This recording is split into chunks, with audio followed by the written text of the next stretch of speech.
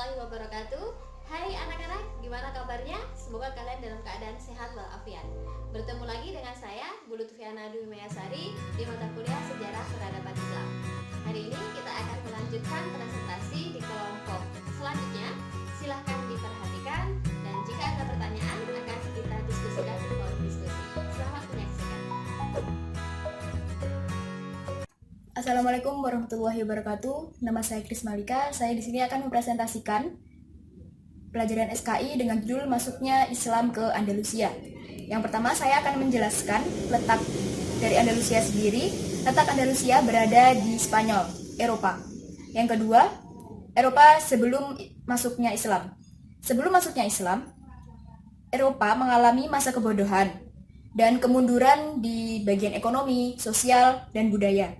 Dan juga mereka sangat miskin dan mengalami degradasi, dan mereka juga tidak mempunyai bahasa yang tetap.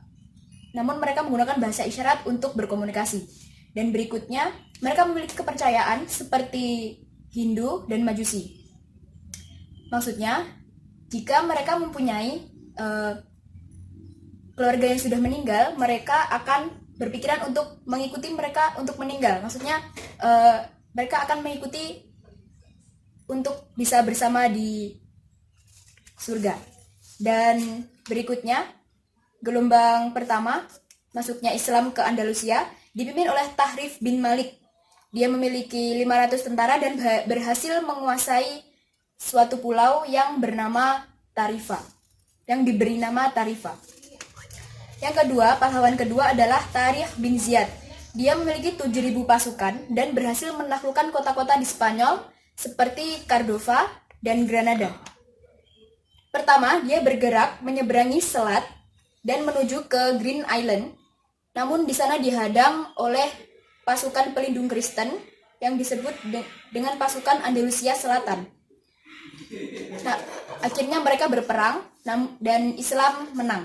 Lalu bergerak lagi menuju ke Cordova, lalu ke Toledo, bertempur dengan pasukan Vinci, dan Islam menang. Lalu bergerak lagi, bertempur melawan Roderick selama 8 hari, 8 malam, dan Islam menang. Hasil penting setelah perang adalah menutup kebodohan, kemunduran yang ada di daratan tersebut, lalu mendapat harta rampasan perang, dan memenangkan peperangan. Selanjutnya adalah Musa bin Nuzair. Dia pertama-tama bergerak ke Seville, lalu bertemu dengan Tariq, lalu menuju ke utara bersama dan menaklukkan seperti Saragossa, Barcelona, Aragon, dan Castilla. Gelombang kedua, perangan pertama dipegang oleh Al-Samah, namun dia terbunuh. Yang kedua dipegang oleh Abdurrahman bin Abdullah, dan mereka ingin menuju ke Prancis, namun dihadang oleh pasukan Charles Mathieu, dan mereka akhirnya tidak jadi untuk menyerang ke Prancis. Selanjutnya ada peperangan lagi yang dipegang oleh Abdurrahman. Dia menyerang ke Avirigon, Lyon, dan pulau di Laut Tengah. Dan Islam datang memberikan perubahan secara klinis di bidang sosial, budaya, politik, dan ilmu pengetahuan. Dan Islam juga di Eropa, datangnya Islam ke Eropa menjadikan Eropa menjadi pusat pengembangan ilmu. Sekian dari presentasi dari saya. Kurang lebihnya mohon maaf. Wassalamualaikum warahmatullahi wabarakatuh. Assalamualaikum warahmatullahi wabarakatuh. Saya Mutiatun. Saya akan menjelaskan tentang transmisi budaya Islam ke Eropa. Jadi pada abad pertengahan, bangsa Eropa mengalami Dark Age atau zaman kegelapan. Pada masa ini banyak institut-institut Islam, institut-institut sains dan filsafat Yunani itu ditutup dikarenakan banyak muncul ilmuwan-ilmuwan dan filsuf yang bertentangan dengan ajaran doktrin dari gereja. sehingga gereja pun menganggapnya ilmu sains ini berbahaya bagi agama Masehi pada masa itu. Berbanding terbalik dengan Islam pada abad ke-8 sampai 13 Masehi, bangsa Islam mengalami Golden Age atau zaman keemasan. Tepatnya pada masa Daulah Abbasiyah, bangsa Islam mengalami peradaban yang cukup pesat, terutama di ilmu pengetahuan. Banyak ilmuwan-ilmuwan dan sarjana-sarjana Muslim yang terkenal pada masa itu. Perkembangan ilmu pengetahuan ini selanjutnya mengalami transmisi ke Eropa. Sejak saat itu banyak orang-orang Barat itu mulai berhubungan dengan umat Islam di Andalusia, di Sicilia, di Syria dan sebagainya itu. Kontribusi bangsa Islam untuk kemajuan ilmu pengetahuan di Eropa itu antara lain yang pertama ada usaha penerjemahan buku-buku ilmu pengetahuan Islam. Jadi para orang-orang Barat yang belajar ini ingin mentransferkan ilmu melalui usaha menerjemahkan buku-buku Islam tersebut ke dalam bahasa bangsa Eropa. Itu. Tak hanya itu, mereka juga mengirimkan mahasiswa untuk belajar di dunia Islam. Para pelajar Kristen ini belajar di universitas Islam di Eropa seperti di Cordova, Seville, Malaga, Granada, dan Salamanca. Kemudian pada abad ke-12 Masehi, usaha penerjemahan ini dilakukan secara besar-besaran. Tidak hanya minat menerjemahkan ini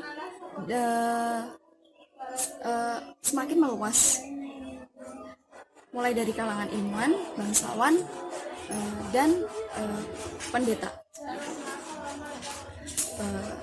Kota Toledo di Spanyol ini menjadi pusat penerjemahan buku-buku ilmu pengetahuan Islam, sehingga ini nanti menjadi pusat transmisi ilmu-ilmu keislaman di Eropa. Yang selanjutnya yaitu di bidang sastra.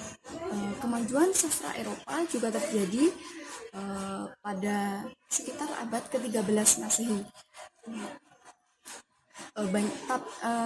Sastra Eropa ini memiliki ciri-ciri yang hampir mirip, yang hampir mirip dengan karya-karya Arab seperti itu.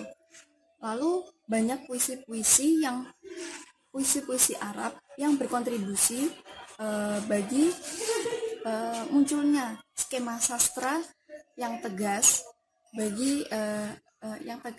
tentang cinta platonis di dalam bahasa Spanyol seperti itu. Yang selanjutnya yaitu di bidang astronomi. Tokoh dari bidang astronomi ini salah satunya yaitu Abu Qasim Al-Majriti. Dia ini menyunting dan mengoreksi skema astronomi yang dibawa oleh Al-Khawarizmi. Dia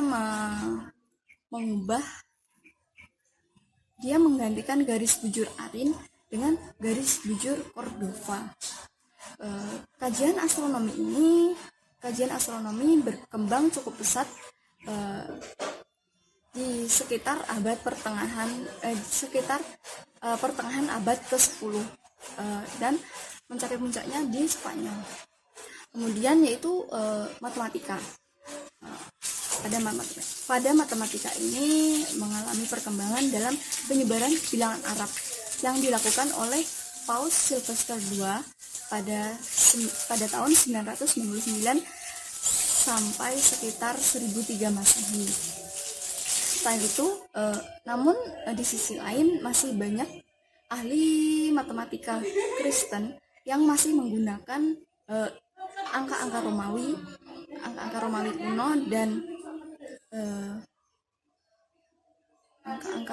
kuno dan abakus pada sekitar abad 11 dan 12 Masehi. Lalu pada tahun 1002 Masehi, Leonardo Fibonacci itu seorang mengembara di Afrika untuk belajar kepada guru muslim, lalu menerbitkan buku yang menjadi rujukan tentang angka-angka Arab seperti itu. Nah, pada masa ini merupakan awal perkembangan matematika di bangsa Eropa. Di bidang selanjutnya yaitu bidang kedokteran. Bidang kedokteran ini atau sains ini membawa kontribusi yang cukup besar bagi bangsa Eropa. Ada beberapa tokoh terkenal yang sudah tidak asing seperti Razi, atau bangsa barat itu menyebutnya Razis. Dia ini menemukan dia mengarang buku yang di dalamnya itu berisi tentang penyakit cacar dan campak seperti itu. Bukunya itu berjudul Al-Hawi. Ilmuwan selanjutnya yaitu Ibnu Sina dengan kitabnya yang terkenal yaitu Al-Qanun fi Ati. Kemudian bidang terakhir yaitu filsafat. Tokohnya yaitu Sulaiman Ibnu Jabral. Beliau ini filosof Arab Spanyol yang pertama. Yang kedua yaitu Ibnu Rushd yang karya-karyanya itu berpengaruh kuat, yaitu Averroisme seperti itu. Jadi seperti itulah transmisi budaya Islam ke Eropa yang kemudian membawa perkembangan yang cukup pesat bagi bangsa Eropa tersendiri yang akhirnya mengalami Renaissance atau Golden Age. Sekian yang dapat saya sampaikan. Apabila ada kurangnya, saya mohon maaf. Wallahul muwaffiq ila aqwamit thoriq. Ihdinas siratal mustaqim. Wassalamualaikum warahmatullahi wabarakatuh. Assalamualaikum warahmatullahi wabarakatuh. Saya Mayasari Sylvia Marzuki. Di sini saya akan melanjutkan pembahasan mengenai perkembangan Islam di Andalusia. Bab yang akan saya bahas adalah pemerintahan dinasti Umayyah di Andalusia dan penyebab kemunduran Islam di Andalusia. Yang pertama adalah perkembangan pemerintahan dinasti Umayyah di Andalusia. Itu dibagi menjadi 6 periode. Periode pertama yaitu pada tahun 711 Masehi sampai 755 Masehi. Pada periode ini stabilitas politik di negeri Spanyol masih belum sempurna dikarenakan adanya gangguan-gangguan baik dari gangguan luar maupun dari gangguan dalam. Gangguan-gangguan dalam antara lain adalah perselisihan antara penguasa elit yang disebabkan oleh perbedaan golongan dan etnis sehingga menyebabkan perang saudara. Gangguan dari luar antara lain adalah datang dari musuh-musuh Islam di Spanyol yang tinggal di daerah pegunungan-pegunungan yang tidak mau tunduk dengan pemerintahan Islam. Lalu periode kedua itu berlangsung pada tahun 755 sampai 912 Masehi. Pada periode ini Spanyol di bawah kepemimpinan Abdurrahman I yang diberi gelar Al-Dakhil, yaitu yang masuk Spanyol. Abdurrahman Al-Dakhil itu masuk bersama penguasa-penguasa seperti Hisham I dan Hakam I. Pada periode ini Islam di Spanyol memperoleh kemajuan-kemajuan baik di bidang politik maupun peradaban. Selanjutnya, periode ketiga itu berlangsung pada tahun 912 sampai 1013 Masehi. Periode ini berlangsung mulai dari pemerintahan Abdurrahman III yang bergelar Al-Nasir dan penguasa-penguasa lainnya seperti Hisham II dan Hakam II. Pada periode ini Islam mengalami kemajuan, puncak kemajuan dan kejayaan sehingga dapat menyaingi dinasti Abbasiyah di Baghdad. Periode keempat berlangsung pada tahun 1013 sampai 1086 Masehi. Pada periode ini Spanyol terpecah menjadi beberapa negara bagian dan di bawah pemerintahan raja-raja golongan yang disebut Muluk al-Tawaif. Pada masa ini itu terjadi pertikaian intern. Ironisnya mereka meminta bantuan kepada Kristen dan karena kesempatan yang politik dan karena politiknya yang hancur atau sedikit lemah ini, Kristen memanfaatkannya untuk menyerang Islam. Periode kelima berlangsung pada tahun 1086 sampai 1248. Pada periode ini meskipun Spanyol masih terbagi menjadi negara-negara kecil, namun terdapat satu kekuatan yang dominan, yaitu dinasti Murabitun dan dinasti Muwahhidun. dinasti Murabitun dapat mengalahkan pasukan Kastilia, sedangkan dinasti Muwahhidun dapat menguasai kota-kota muslim yang penting. Namun itu tidak berlangsung lama karena pemerintahan Kristen mengalami kemenangan besar dari Las Navas de Tolosa sehingga Islam mengalami kekalahan. Pada periode ke-6 atau periode terakhir itu terjadi pada tahun 1248 sampai 1492 di bawah dinasti Bani Ahmar. Pada periode ini Islam di Spanyol mengalami kemajuan seperti zaman Abdurrahman Al-Nasir, namun tidak berlangsung lama karena Abu Abdullah mengadakan pemberontakan yang dikarenakan warisan tahta diberikan kepada saudaranya. Lalu Abu Abdullah itu meminta bantuan kepada orang Kristen, yaitu Ferdinand dan Isabella. Mereka diminta bantuan untuk menjatuhkan saudaranya tersebut. Ferdinand dan Isabella berhasil menjatuhkannya. Namun mereka berdua tidak terima karena mereka tidak mendapatkan balasan. Lalu Ferdinand dan Isabella melakukan serangan-serangan sehingga menyebabkan orang Muslim tidak tahan dengan serangan tersebut, dan semenjak itu orang Muslim keluar dari Spanyol. Lalu bab selanjutnya adalah penyebab kemunduran Islam di Andalusia. Ada beberapa penyebab kemunduran Islam di Andalusia. Yang pertama adalah konflik Islam dengan Kristen. Dikarenakan penguasa Muslim tidak melakukan Islamisasi secara sempurna. Yang kedua adalah tidak adanya ideologi pemersatu, karena orang-orang Arab tidak pernah menerima orang-orang pribumi atau mu'alaf yang tinggal di Spanyol. Yang ketiga adalah kesulitan ekonomi, karena mereka sibuk mengembangkan ilmu pengetahuan sehingga mereka lalai membina perekonomian. Yang keempat adalah tidak jelasnya sistem peralihan kekuasaan, menyebabkan perebutan kekuasaan di antara ahli waris yang telah saya jelaskan tadi, yaitu Abu Abdullah tadi. Terima kasih. Bagaimana anak-anak? Sudah bisa dipahami materi dari presenter?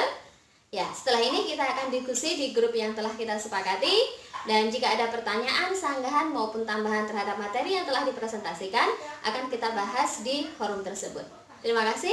Saya akhiri perkuliahan kita hari ini. Assalamualaikum warahmatullahi wabarakatuh.